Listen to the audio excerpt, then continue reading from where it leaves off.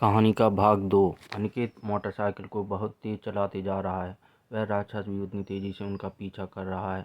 अब रमेश डर से हनुमान जी का नाम पुकारने लगता है।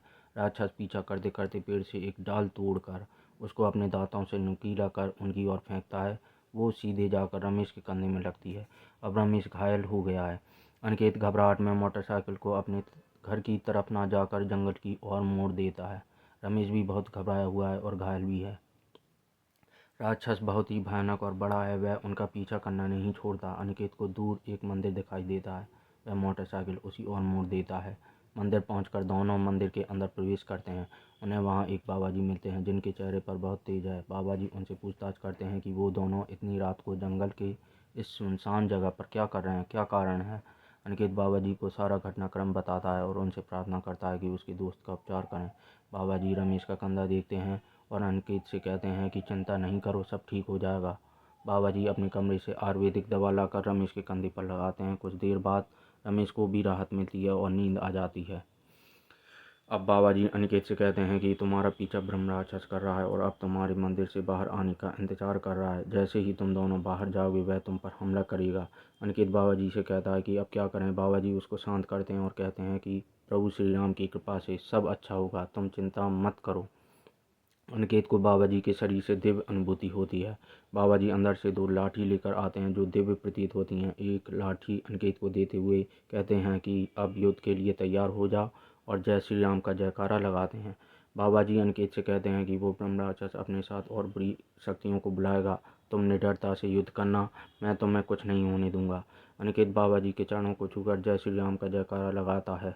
अब बाबा जी और अनिकेत मंदिर परिसर से बाहर निकल आते हैं।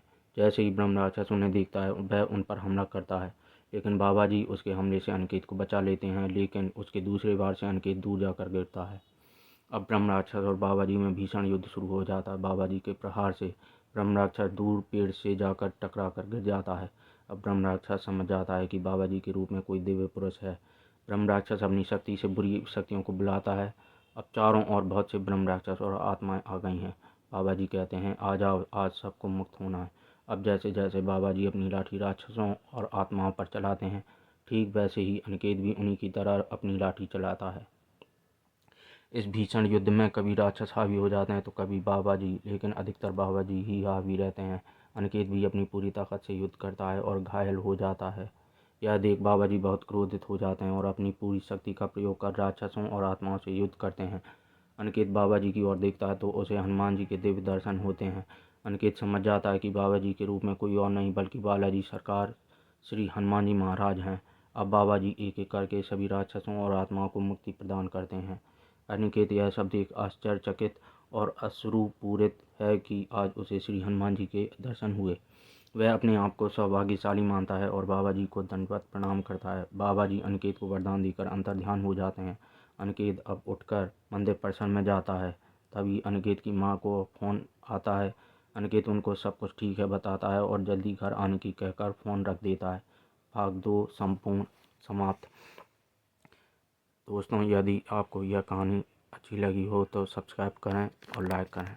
जय श्री राम।